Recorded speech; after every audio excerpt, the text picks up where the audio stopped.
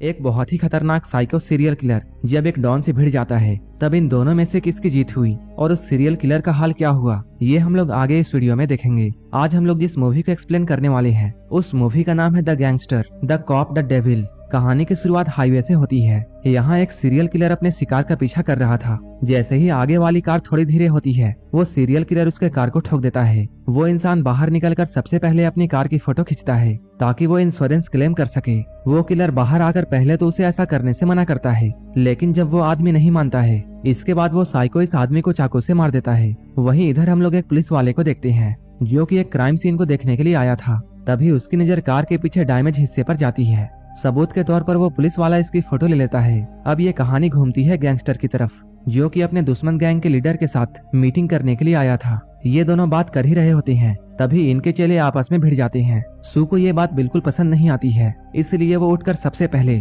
अपने आदमी के मुंह पर एक मुक्का मारता है। इसके बाद वो दुश्मन गैंग के आदमी को पकड़ता है और उसके मुंह में हाथ डालकर उसके दांतों को उखाड़कर गिलास में रख देता है। इसके बाद वो कहता है, जब दो बड़े बात कर रहे हैं तब बच्चों को बीच में नहीं बोलना चाहिए। डोंग सू का इतना खतरनाक रूप देखकर उसका दुश्मन डर जाता है। डोंग सू अपने दुश्मन को उसी गिलास में वाइन पीने के लिए कहता है जिसमें उसने अपने दुश्मन का दांत तोड़कर रखा था। इसके अलावे वो उसके साथ एक डील भी फिक्स कर लेता है। वहीं इधर कॉप अपने सीनियर्स को कुछ पिक्चर्स दिखाता है और वो कहता है, इस शहर में ऐसे काफी मर्डर हो चुके हैं और ये काफी समय से चलता आ रहा है और ये सारे सबूत एक ही तरफ इशारा करते हैं, ये मर्डर करने वाला एक सीरियल किलर है। लेकिन सीनियर कॉप के बात पर ध्यान नहीं देते हैं, बल्कि उस पर ही गुस्सा करते हैं। इधर हम लोग डोंग सू को देखते हैं जो कि अपनी डील फिक्स करने के बाद कार से जा रहा था। वो अपने पूरे गैंग को छोड़कर अकेला ही कार ड्राइव कर रहा था। तभी पीछे से एक कार उसकी कार को ठोक देती है। डोंग सू को ये काफी नॉर्मल लगता है। वो सोचता है शायद पीछे वाले ने उसे गलती से ठोक दिया है और वो बाहर निकलकर काफी शराफत से उस आदमी को यहाँ से जाने के लिए बोलता है। लेकिन तभी वो आदमी इस पर चाकू से हमला कर देता है और ये वही किलर है जो कि इस शहर में खून कर रहा था। लेकिन डोंग सू को मारना इतना आसान नहीं था। वो डटकर इसका मुकाबला करता है। डोंग सू उसी का चाकू लूटकर उसी के सीने में घुसा देता है। डोंग सू से मार खाने के बाद वो सीरियल किलर यहाँ से भागता है। इधर डोंग की हालत भी काफी खराब हो चुकी थी और वो सड़क पर ही बेहोश हो जाता है। कुछ देर के बाद डोंग सू के आदमी यहाँ पहुँचते हैं और वो लोग उसे हॉस्पिटल लेकर जाते हैं। डोंग सू की ये हालत देखकर उसके आदमियों को ऐसा लगता है जैसे ये उनके दुश्मन गैंग का काम है, इसलिए वो सारे लोग दुश्मनों पर हमला कर देते हैं। वहीं इधर ये साइको किलर अस्पताल में जाने के बजाय अपने जख्मों को खुद ही सीता है और एक बुजुर्ग आदमी के कपड़े छीनकर उन कपड़ों को पहनता है। अगले दिन जब डोंग सू को होश आता है, तब वो अपने आदमियों को बताता है, ये किसी दुश्मन गैंग का काम नहीं है, ये तो कोई अलग ही इंसान था, क्योंकि इस पूरे शहर में किसी भी दुश्मन गैंग की इतनी हिम्मत नहीं है कि वो मुझ पर हमला कर सके। इसके बाद वो अपने आदमियों को इस किलर की तलाश में भेजता है। वो अपने आदमियों को उस कार का नंबर भी बताता है। डोंग सू पर हमले की खबर को सुनकर वो पुलिस वाला भी यहाँ आता है। वो डोंग से पूछता है, तुमने इस बारे में पुलिस को क्यों नहीं बताया? इस पर डोंग कहता है, पुलिस से ज्यादा जानकारी तो मेरे पास रहती है। ये सुनकर पुलिस वाला यहाँ से जाता है, लेकिन वो सबूत के तौर पर डोंग सू के डैमेज कार का फोटो लेता है। अब डोंग सू उस किलर का स्केच तैयार करवाता है और पुलिस से पहले वो अपने आदमियों को उस किलर को ढूंढने के लिए बोलता है। इधर वो किलर एक ट्रक ड्राइवर को मारकर उसका ट्रक हथियाता है, लेकिन आधे रास्ते में जाने के बाद वो देखता है इस ट्रक में कोई और भी है। इसके बाद वो उसे भी मारता है, लेकिन उसे मारने के दौरान उसका चाकू सड़क पर गिर जाता है। ये पुलिस वाला बहुत होशियार था और वो ये बात जान चुका था कि डोंग सू पर जो हमला हुआ है वो उसी सीरियल किलर ने किया था, इसलिए वो डोंग सू से मिलना चाहता था, लेकिन वो उससे मिल नहीं पाता है। इसलिए पुलिस वाला उससे मिलने के लिए उसके कई अड्डों पर रेड मारता है। आखिर में डोंग उससे मिलने के लिए तैयार हो जाता है। पुलिस वाले का नाम ताइसू है। ताइसू कहता है, तुम्हारे ऊपर सीरियल किलर ने हमला किया था। इस हमले के बाद डोंग सू का खौफ इस शहर में काफी कम हो गया था, इसलिए डोंग सू ने यह ठान लिया था, चाहे कुछ भी हो जाए उसे इस किलर को पकड़ना है। अब डोंग सू के आदमियों को उस किलर का कार और वो चाकू मिल जाता है। इस बात की खबर वो ताइसू को भी देता है, क्योंकि ताइसू के पास डोंग के खिलाफ कुछ सबूत थे। इसके बाद डोंग ताइसू को बुलाकर उसके साथ एक डील करता है। वो कहता है वो किलर जिसे पहले मिलेगा वो उसी का होगा। ये दोनों इस डील के लिए तैयार तो थे, लेकिन इनकी प्लानिंग अलग थी। डोंग सू उस किलर को मारना चाहता था, वहीं ताइसू उस किलर को अरेस्ट करके उसे जेल में बंद करना चाहता था। डोंग सू के कहने पर ताइसू किलर का चाकू और स्केच को लेकर डोंग सू के एक बंगले में जाता है, जहां डोंग सू ने उस किलर के कार को रखा था ताकि पुलिस इस कार की इन्वेस्टिगेशन कर सके।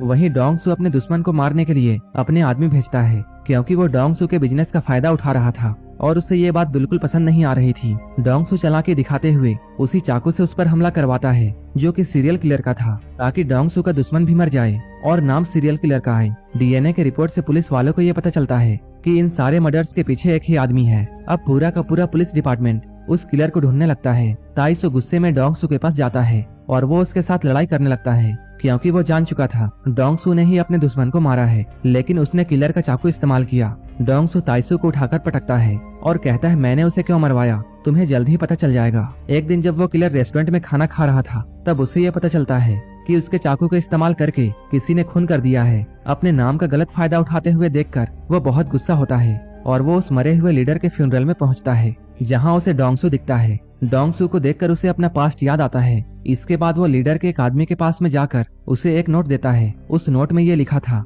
मेरे चाकू का इस्तेमाल करके तुम्हारे बॉस को मारा गया है, लेकिन ये खून मैंने नहीं किया है और ये खून डोंगसू ने किया है। इसके बाद वो यहाँ से जाकर एक और खून करता है। इधर कॉप और गैंगस्टर उस किलर की खोज में निकलते हैं। जब ये लोग उस कार को अच्छे से देखते हैं, तब इस कार में उन्हें एक फिंगरप्रिंट मिलता है।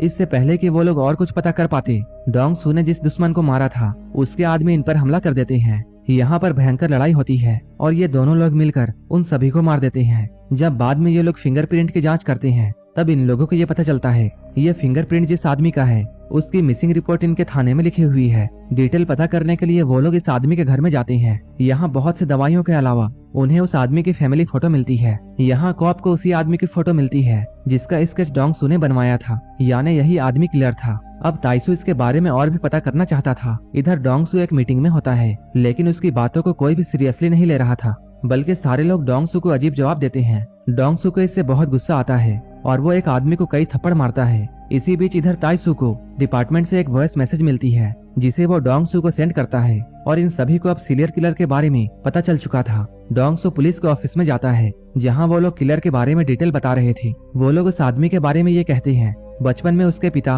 उसे बहुत टॉर्चर करते थे, जिसकी वजह से वो मेंटली डिस्टर्ब था। उस किलर को ढूंढने के लिए डोंगसू ताइसू के साथ साथ अपने सभी आदमियों को उस किलर की फोटो देता है और उसकी तलाश में सभी को लगाता है। इस शहर का कोना कोना छान मारने के बाद भी इन लोगों को ये आदमी नहीं मिलता है। एक दिन डोंगसू बारिश में छाता लिए खड़ा था, क्योंकि यहाँ पर उसका कार खराब हो गया था। वहीं बगल में एक लड़की बारिश में भीग रही थी। उस लड़की को भीगता हुआ देखकर डोंगसू अपना छाता उस लड़की को देता है। पहले तो वो लड़की थोड़ा हिचकिचाती है, लेकिन बाद में वो डोंगसू से मदद लेती है। तभी यहाँ पर ताइसू आता है और वो उस लड़की से कहता है, तुम्हें ऐसे किसी से भी मदद नहीं लेनी चाहिए, कहीं वो कोई बदमाश ना हो। वो लड़की कहती है, मुझे तो आप ही क्रिमिनल लगते हैं। ये सुनकर डोंगसू हंसने लगता है। इसके बाद वो लड़की थैंक्स बोलकर बस में चली जाती है, लेकिन इसी बस में वो किलर भी बैठा हुआ था। शाम में जब डोंगसू अपने साथियों के साथ डिनर कर रहा था, तभी न्यूज में एक लड़की के मर्डर के बारे में दिखाते हैं। अपने छाते को देखकर डोंगसू ये समझ जाता है कि ये वही लड़की है और उस किलर ने ही इस लड़की को मारा है। ये देखकर डोंगसू को बहुत गुस्सा आता है और वो तय करता है वो अब इस किलर को जिंदा नहीं छोड़ेगा। वो अपने आदमियों को लेकर गली गली उस आदमी को ढूंढता है। इसके बाद वो एक होटल में जाता है। वो किलर इसी होटल में रुका है। ये सुनकर डोंगसू उसे पकड़ने का प्लान बनाता है। जैसे ही वो किलर इस होटल के पास में आता है, उस किलर को ट्रैप के बारे में पता चल जाता है और वो देखकर ये समझ जाता है कि यहाँ जरूर कुछ गड़बड़ है। इसलिए वो कार को बिना रोके यहाँ से ले जाने लगता है। ये देखकर डोंगसू और उसका आदमी और ताइसू उसका पीछा करते हैं। ये लोग उसे पकड़ने के लिए अलग अलग दिशा में जाते हैं। ये किलर डोंगसू के आदमी को मार देता है, लेकिन मरते हुए डोंगसू का आदमी ये बताता है, मैंने उसे जख्मी कर दिया है और उसका खून बह रहा है। खून के निशान का पीछा करते हुए डोंगसू एक बार में पहुंच जाता है, जहां उसे ये महसूस होता है गाना गाने वाली लड़की बहुत डर के गाना गा रही है। वो डोंगसू को इशारे में बताती है कि किलर अंदर है। डोंगसू जल्दी से वहां जाता है और उस किलर को मारकर उसे पकड़ता है और उसे घसीटते हुए अपने फार्म हाउस ले जाता है। इधर ताइसू भी ये जान चुका था कि किलर डोंगसू के हाथ लग चुका है, इसलिए वो डोंगसू को कॉल करके ये कहता है, तुम इस किलर को कानून के हवाले कर दो। लेकिन डोंगसू उसे शर्त याद दिलाता है और कॉल को कट कर देता है और उस किलर के अच्छे से लेता है। लेकिन वो किलर एक नंबर का साइको था। वो तो कुछ बताने के बजाय हंसे जा रहा था। उसके हंसी को देखकर डोंगसू उसके टुकड़े टुकड़े करने की सोचता है और उससे वो आखिरी बार पूछता है, तुमने उस बच्ची को क्यों मारा? वो किलर कोई भी जवाब नहीं देता है। इसके बाद वो जैसे ही उस किलर को मारने वाला था, वैसे ही ताइसू यहाँ कार लेकर आता है और डोंगसू को टक्कर मार देता है। इसके बाद वो इस किलर को लेकर पुलिस स्टेशन जाता है। ताइसू के साथ में उस किलर को देखकर सभी लोग ताइसू की तारीफ करते हैं। ताइसू इस किलर को जेल में बंद कर देता है। अगले ही दिन ताइसू डोंगसू के सभी ठिकानों पर रेड मारता है, लेकिन डोंगसू अभी शांत था, क्योंकि उसके दिमाग में तो सिर्फ उसी लड़की का मर्डर घूम रहा था। वो बस किलर को जान से मारना चाहता था। इधर ताइसू किलर को जुर्म कबूल करने के लिए कहता है, लेकिन ये किलर बहुत होशियार था। वो अपने फिंगरप्रिंट का इस्तेमाल करके उसे बदलता है, क्योंकि किलर को मेडिकल फील्ड की काफी जानकारी थी और हमने उसके घर में काफी दवाइयाँ भी देखी थी। वो किलर ताइसू को अच्छे से जवाब नहीं देता है, जिसकी वजह से ताइसू को बहुत गुस्सा आता है। इसके बाद वो किलर को मारने लगता है। वो किलर बिल्कुल चुपचाप रहता है और पुलिस को कुछ भी बताने से इनकार कर देता है। इसके बाद ताइसू डोंगसू के पास जाता है और उससे कहता है हमें किलर के खिलाफ कोई भी सबूत नहीं मिले हैं और अगर ऐसा ही रहा तब वो किलर कोर्ट से छूट जाएगा। ये सुनकर डोंगसू पहले तो ताइसू के ऊपर अपना गुस्सा निकालता है। इसके बाद वो कहता है ये सब तुम्हारी ही वजह से हुआ है, अगर तुम बीच में नहीं आते तब मैं उसके टुकड़े टुकड़े कर चुका होता। ये दोनों लोग मिलकर अब कुछ नया सोचते हैं। इधर उस किलर को कोर्ट के सामने पेश किया जाता है। इधर वो किलर अपनी सफाई पेश करता है। वो कहता है मैं लोगों से काफी कम बातें करता हूँ क्योंकि मेरे पिता ने मुझे बहुत टॉर्चर किया था, लेकिन इसका मतलब ये नहीं है कि मुझ पर किलर होने का आरोप लगा दिया जाए। यहाँ कोर्ट को उसके खिलाफ कोई भी सबूत नहीं मिलता है। ये सब देखकर उस लड़की के पेरेंट्स रोने लगते हैं। इसी बीच वकील एक विक्टिम को बुलाते हैं जिस पर इस किलर ने अटैक किया था, लेकिन वो किसी तरह बच गया था और वो आदमी कोई और नहीं बल्कि डोंगसू था। डोंगसू यहाँ जज को बताता है इसी आदमी ने लोगों को मारा है और इसी ने मुझ पर भी हमला किया था। इस पर किलर का सरकारी वकील ये कहता है हम लोग एक माफिया डॉन की बात को कैसे माने। डोंगसू को काफी गुस्सा आता है। वो वकील से कहता है अगर ये सब तुम्हारी फैमिली के साथ होता तब तुम्हें कैसा लगता। वो किलर अंदर ही अंदर बहुत खुश था क्योंकि उसके खिलाफ कोई भी कड़ा सबूत नहीं था। लेकिन डोंगसू कोर्ट के सामने स्केच पेश करता है और कहता है मुझ पर हमला होने के बाद मैंने ये स्केच बनवाया था और वही लेटर दिखाता है जिस पर ये लिखा था मेरे चाकू से हमला हुआ था। लेकिन इसके आगे के शब्द डोंगसू ने फाड़ दिए थे, लेकिन वो वर्ड ये थे मैंने नहीं किया। इसके बाद डोंगसू अपने कपड़े उतारकर अपने घाव दिखाता है जो कि उस किलर के दिए हुए थे। साथ ही साथ वो कोर्ट को ये भी बताता है मैंने उस रात में किलर के सीने में वार किया था और वो निशान अब भी इस आदमी के सीने में मौजूद होगा। जब चेक किया जाता है तब डोंगसू की बातें सच होती हैं। ये सब कुछ देखकर उस किलर को मौत की सजा दी जाती है और क्योंकि डोंगसू एक क्रिमिनल था उसे भी सजा दी जाती है, लेकिन उसकी सजा को बहुत कम कर दिया जाता है क्योंकि उसने सरेंडर किया था। ताइसू ने बहुत अच्छा काम किया था जिसकी वजह से उसे प्रमोशन मिलता है। उसे डिपार्टमेंट में एक अच्छी पोस्ट दी जाती है। मूवी के लास्ट में हम लोग एक कैदी को जेल में आते हुए देखते हैं। उस कैदी को देखकर जेल के अंदर सभी लोग अपना सिर झुकाते हैं। इस जेल में वो किलर भी होता है जो कि इस कैदी को देखकर बहुत हैरान था और ये कैदी कोई और नहीं बल्कि डोंगसू था। यहाँ पर ये मूवी थोड़ी पीछे जाती है जहाँ डोंगसू और ताइसू बातें कर रहे थे, जहाँ ये लोग प्लानिंग करते हैं और डोंगसू ताइसू से कहता है तुम मुझे उसी जेल में भेजोगे जहाँ वो किलर होगा। आखिर में हम लोग डोंगसू को देखते हैं जो कि अपने हाथ में रस्सी लिए हुए उस किलर के पास में जाता है। वहाँ पर वो किलर नहा रहा था। डोंगसू उसे देखकर हंसता है। वो किलर अब ये जान चुका था कि उसका खेल यहीं पर खत्म है। ये मूवी यहीं पर खत्म हो जाती है। अगर आपको ये मूवी अच्छी लगी हो तब एक लाइक जरूर कर देना और ऐसे ही वीडियोस के लिए मेरे चैनल को जरूर सब्सक्राइब कर लेना। तो मिलते हैं हमारे नेक्स्ट वीडियो में।